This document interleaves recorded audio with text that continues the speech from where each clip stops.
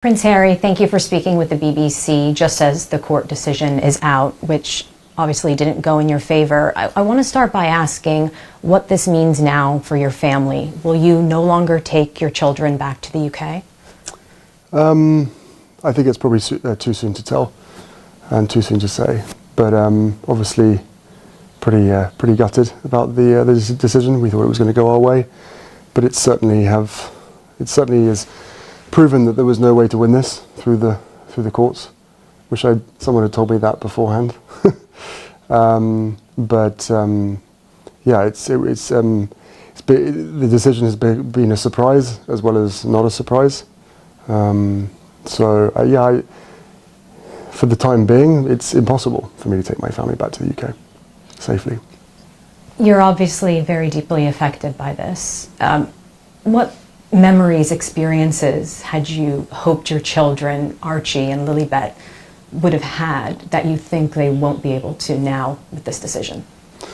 Well, for a start, the only time that I've come back to the UK is sadly for funerals or court cases, with the odd charitable function where I can in between that. I put myself at risk for that, but I will continue on with a life of public service, so I will always support the charities and the people that mean so much to me. I can't see a world in which I would be bringing my wife and children back to the UK at this point. And the things that they're going to miss is, well, everything. You know, I love my country. I always have done, despite what some people in that country have done. So, you know, I miss the UK. I miss parts of the UK, of course I do. And I think it's really quite sad that I won't be able to show, you know, my children my homeland. You know. And as you say, you've gone back several times during this years-long battle. What about the security arrangements that were in place made you feel it would be unsafe for you and your family? There's only so much that I can say because of the redaction process and the national security matters at hand, but everything. Because in beginning of 2020, I was scored the highest as far as risk was concerned, and then overnight I was reduced to the lowest without actually going through the risk management board. So one does question how that is even possible, and also the motive behind that at the time. And that was in 2020. And as hard as it is to appreciate or understand why the decision was made the way that it was in 2020, the hardest thing for me has been the fix of that decision for the last 5 years. The fact that I still haven't had a risk management board assessment done for me over the last 5 years. Everybody else within this group of people get it at the minimum once a year. So again, I would not have taken this far if I didn't have compelling evidence of facts that reveal why the decision was made. And I'm sitting here today talking to you where, you know, we've lost the appeal, but the other side have won in keeping me unsafe. So again, there's a lot of question marks that a lot of people will have. I have all of the truth. I have all of the knowledge now throughout the legal process. I've uncovered my worst fears. And to now know today, based on this judgment, that there was no legal framework that constrains the decisions of this body, RAVEC, of which the royal household sit on. And I didn't know that until this legal process in 2021. One of the first things my lawyer said to me was, as disclosure started, or as this process started, she turned around and said, "Did you know that the royal household sat on RAVEC?" And my jaw hit the floor. Well, I want to ask you about that because the King's private secretary sits on RAVEC now. Sir Clive Waterton, yeah. Do you wish and another person as well, but yes. Do you wish your father had intervened, despite how that may have looked? I've never asked him to intervene. I've asked him to step out of the way and let the experts do their job. This RAVEC committee is an expert committee full of professionals, plus the royal household. And the royal household don't have any role in that, on the RAVEC committee, other than the helping influence the decisions based on members of the royal family. And 5 years later, every single visit that I do back to the UK has to go through the royal household. My representative on the RAVEC committee, still to this day, is the royal household. That is not a decision that I choose. I am forced to go through the royal household and accept that they are putting my best interests forward during these conversations and the deliberations. So no, I haven't asked my father to intervene. The whole point of a risk management board, which, as I said, everybody else gets, but I haven't, never been given since back end of 2019 was the last one that I was given. The whole point of that is to have a board and a risk assessment, a separate board from RAVEC, that considers all of the facts and all the circumstances. It is a system and an assessment that is designed to be non-biased and to avoid interference. What I know throughout this legal process is the interference that was created came from the royal household. And the RAVEC chair at the time, who I believe I can talk about because he's no longer there, Sir Richard Mottram, the first thing he did, well, the first people that he went to go and see was the royal household at the palace. So whether it's the media or whether it's anybody else that claims that the royal household and my father and my family don't have any decision-making capabilities on RAVEC, well then what's their role? They're not experts. What's their role on that? And Sir Richard Mottram emailed back in January of 2020 that an RMB would be necessary before taking my security away. After his visit to the palace, that RMB that was planned was abandoned in favour of alternative governance measures. What the court decided today was that they were justified for 4 reasons to not have that review. And a major part of that is because you're no longer a working royal, a change in your status. Do you not accept that from the court? Well, my status hasn't changed. It can't change. I am who I am. I am part of what I'm part of, and I can never escape that. My circumstances will always be the same. But with a specific answer to the question, there are comparisons that exist. And again, I have to be careful what I say, but I think it would be quite shocking for the British public and the public at large to understand or know that, in fact, many people do know this, that people who leave public office receive lifetime protection, regardless of whether there are threats or risks to them. So for me, with a whole list of risks and threats that were known about in 2020 and that have only increased over time, including the Al-Qaeda threat that was published and talked about recently, completely disregarded, thrown away, ignored, because for me, security was made conditional on having that official role. That role that everybody knows, that myself and my wife wished to carry on, but was stopped from being able to do that back in 2020. What do you say to those who ask, why should the taxpayer pay for your police security if you have your own private security? Where are the gaps there? What's your response to those who say you're getting police protection on a case-by-case basis? I tell you what, why don't you ask that question again, but in 3 parts, if you could? Because you just put 3 very, very important questions together. Sure. And I can't possibly answer all 3 of them at the same time. Sure. What do you say to those who ask why the UK taxpayer should pay for police security? You have your own private security. Well, first off, private security can only do so much. Again, I can't go into the details of that, but I think most people will be able to work that out. One of the major things is they don't have jurisdiction in a foreign country, or in any country. They don't have any jurisdiction. Police protection is effective protection, which is what my grandmother made very clear that we needed. With regard to the taxpayer part of it, I don't need to go into detail of how much the royal family costs or how much protection costs or whatever. What I will say is that some of the British tabloid press did a very good job in campaigning to have our security removed by quoting figures such as £20 million. Right, and through this disclosure process, I've seen constituents in the UK write to their MP saying, I don't want to, as a taxpayer, I don't want to pay for Meghan and Harry's security at this cost. They're literally quoting headlines from British newspapers.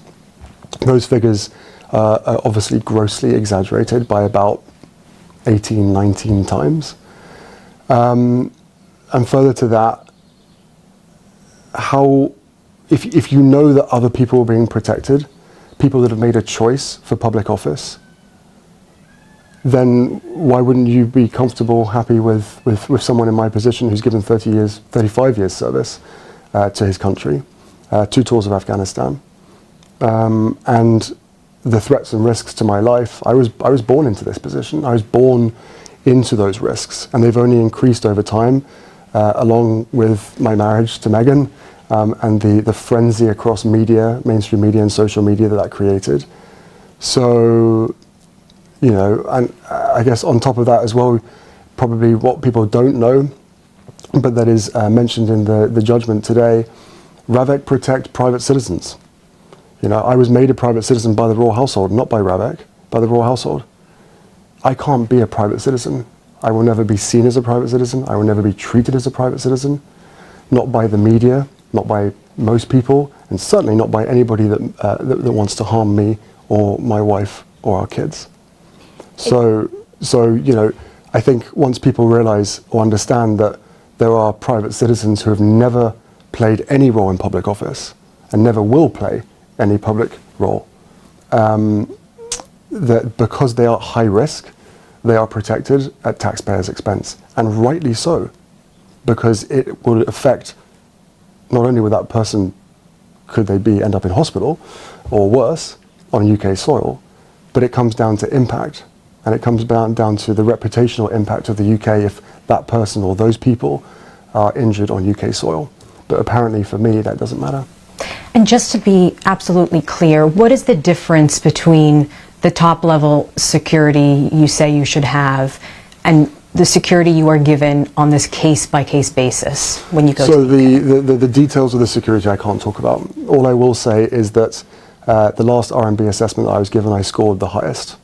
The only person within the family that scored anywhere near that was my grandmother. Overnight, I was reduced to the lowest. This case-by-case basis has been used by RAVEC and also by large sections of the British press to say, well, what's the big problem? You're given something on a case-by-case basis. Unfortunately, that case-by-case basis is separated by the reason for my visit. Sorry, just to give you more context on that. It's not really a case-by-case basis. It's an either or. If you're invited to the UK by your family, then we will give you security. If you come for any other reason, then you will get a very low amount of security. I'm not going to confirm what that is, but it is completely insufficient. Somewhere along the line, people have talked about the fact that it really, all it is someone on the end of a phone. So, no matter how much private security I have around me, there's only so much that I can do and operate and function within the UK when it comes to supporting my charities, visiting my friends, all of these things. So, I've been treated very, very, very differently to everybody else that exists. All examples that exist, past, present, I have been singled out. You've spoken very openly about the fact that you think you've been punished for leaving the monarchy. Who specifically do you think is trying to punish you? I don't think that anymore. Now I know that it was, security was used as leverage, and And I think what really worries me more than anything else about today's decision, depending on what happens next, is that it's set a new precedent that security can be used to control members of the family. And effectively what it does is imprison other members of the family from being able to choose a different life. If for me security is conditional on having an official role, one that both myself and my wife wished to carry on, but then was rejected, not by Ravek, was rejected by the royal household, and the result to that is you lose your security. That basically says that you can't live outside of their control if you want to be safe. But there's a pretty hard decision there, and I think if you strip away all the noise of everything that's been said by other people and all the noise that's been created around this, if you strip that all away, I think what people will hear is that the only thing that I've been asking for throughout this whole process is safety, both when I was when I was part of the institution and when we left. And the important piece here, Neda, is for me and my wife. Well, I mean, again, I'm not sure how much I can say, but I can never leave the royal family. Yeah, that is my family. That is my larger family. I left the institution because at the end of the day I had to. I didn't leave it in 2020. I left it in 2021. But security was removed in 2020. Speaking of your family, your father is ill with cancer. Will you continue to visit him alone without the family? Where does this leave things moving forward, the ability of your children to see their grandfather? Life is a precious thing, and I'm acutely aware of the fragility of that. I can only come to the UK safely if I'm invited. And there is a lot of control and ability in my father's hands. Ultimately, this whole thing could be resolved through him, not necessarily by intervening, but by stepping aside, allowing the experts to do what is necessary and to carry out an RMB. That said, this all was initiated under a previous government. There is now a new government. I have had it described to me, once people knew about the facts, that this is an good old-fashioned establishment stitch-up, and that's what it feels like. So should Keir Starmer step in? I think that, based on the judgment that the court has put out today, it clearly states that Ravek aren't constrained by law. Again, I wish somebody had said that from the beginning. If they're not constrained by law, then this decision was made by the royal prerogative, which means that on national security matters, my case, which the other side have used national security exclusions and excuses to withhold certain information from me, restrict me from being able to speak about certain things to the public, that this national security matter is not bound by any law, and that Ravek can abandon the very processes, the very expert processes that exist to protect individuals and the people around them, as well as the decision makers themselves, from liability if anything should happen. So, I would ask the Prime Minister to step in. I would ask Yvette Cooper, the Home Secretary, to look at this very, very carefully, and I would ask her to review Ravek and its members, because if it is an expert body, then what is the royal household's role there if it isn't to influence and decide what they want for the members of their household? Do you want the court battle to continue? Do you want to try to see this get to the Supreme Court? I don't want any battles to continue. There is way too much suffering and way too much conflict in the world. At the heart of it is a family dispute. And it makes me really, really sad that we're sitting here today, 5 years later, where a decision that was made, most likely, in fact I know, to keep us under the roof. But then once they realised that wasn't going to work, once they realised that, myself, my wife, and our kids are happier outside of the institution, then please just look at the facts. Look at the risks, look at the threat, look at the impact that if anything was to happen to me, my wife, or my father's grandchildren, if anything was to happen to them, look where the responsibility lies. You know, so there's a duty of care that has been completely thrown out the window, and that doesn't feel great. Whether we agree or disagree, and there's a lot that we there's a lot we agree on, there's a lot that we disagree on. But that aside, where is the duty of care? Because, as I said, life is precious, and it is very clear that from 2020, because I was no longer allowed an official role, and because I decided to remove myself eventually from the institution, that my life got devalued from the highest score to the lowest score overnight. And how does that make you feel, given you have expressed numerous times that you do not want history to repeat itself? I don't want history to repeat itself. I think there's a lot of other people out there, the majority, that also don't want history to repeat itself. Through the disclosure process, I've discovered that some people want history to repeat itself, which is pretty dark.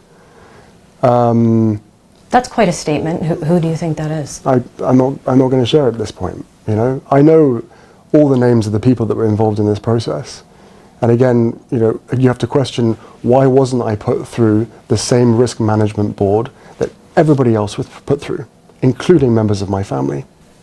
And you reject it not because you're no longer a working royal. Sorry? And you reject that it has nothing to do with the fact that you're no longer a working royal. Whether I have an official role or not is irrelevant to the security needs that I would need.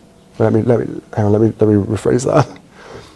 Whether I have an official role or not is irrelevant to the threats, risks, and impact on the reputation of the UK if something was to happen.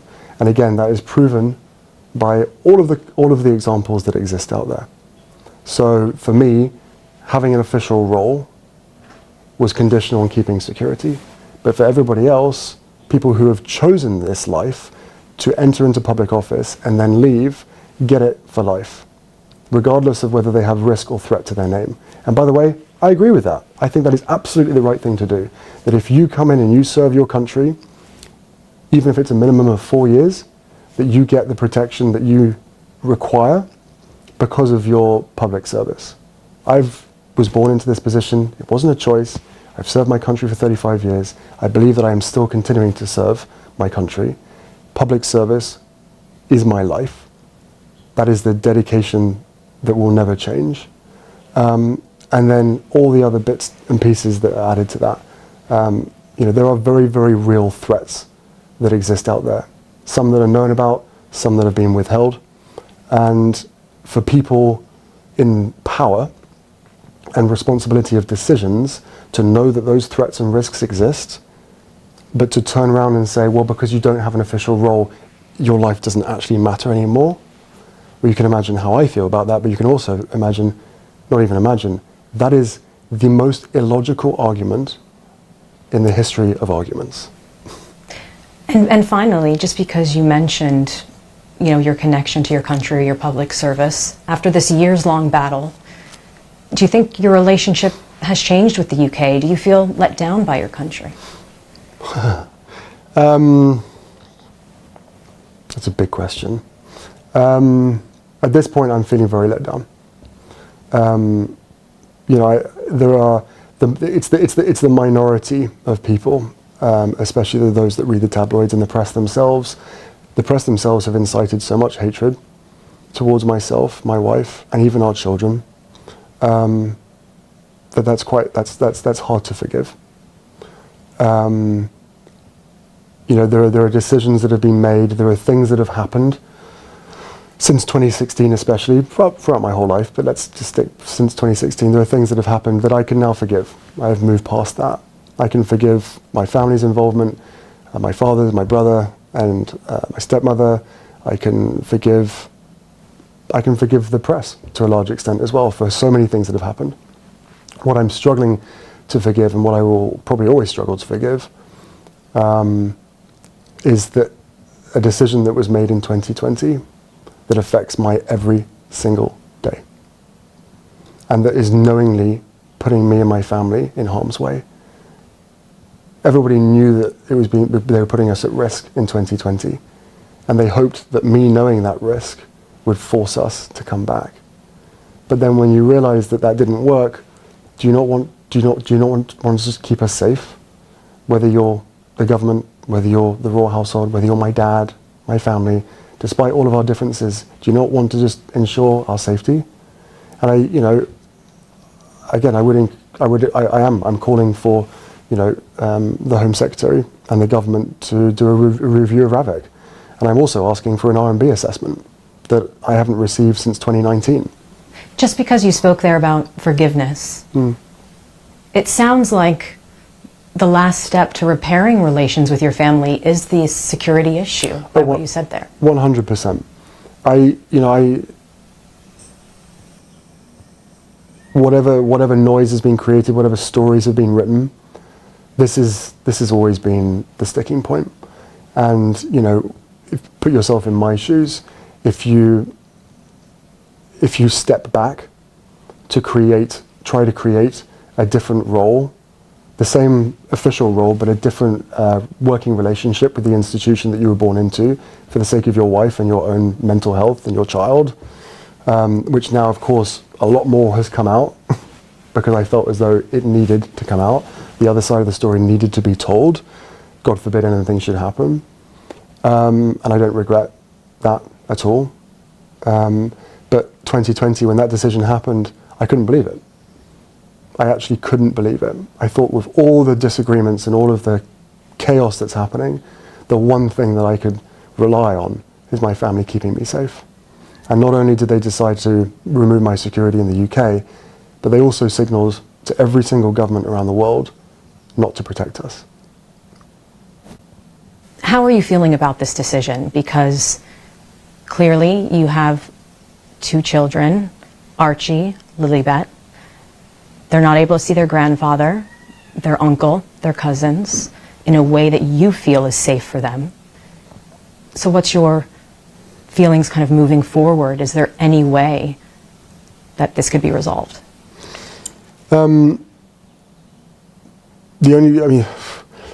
Firstly, I'm devastated. Not so much as devastated as with the loss that I am about the people behind the decision, feeling as though this is okay.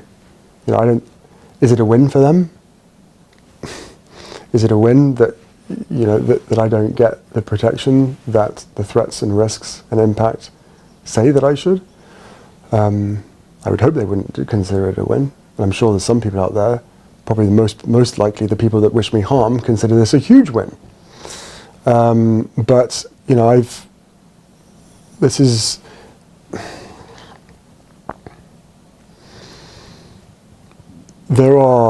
there have been so many disagreements, differences between me and some of my family.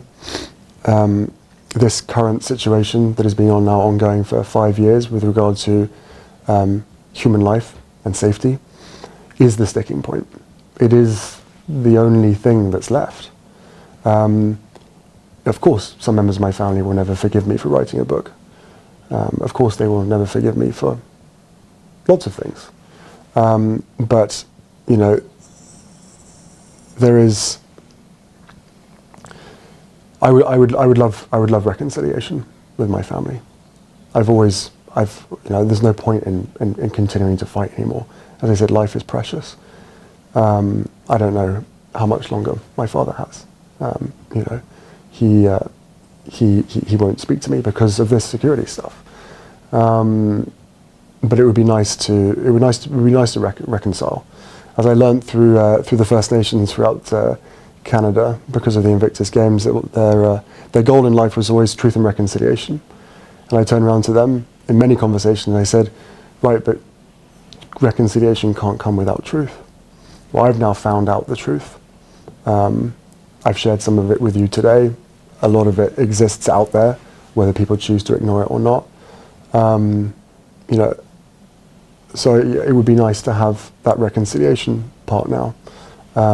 If they don't want that, that's entirely up to them. And now that this court battle is over, do you feel you will be able to approach your father and speak about some of those issues? I mean, no, I don't think he would ever want to talk about it. I think he would just push it aside, and the argument will continue to be this is a government decision. It may well be a government decision, but how did they reach that decision?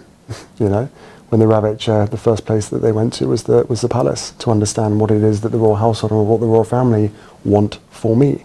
I have never ever been allowed or offered to make my own representations. Not in 2020 and not for the last 5 years. And the new Ravet chair continues to avoid answering some very specific questions that I have. And one of your previous questions that I think is really important is this case-by-case basis. For me, and only me, there has to be a royal obligation in order to receive protection on UK soil. And I think that speaks volumes.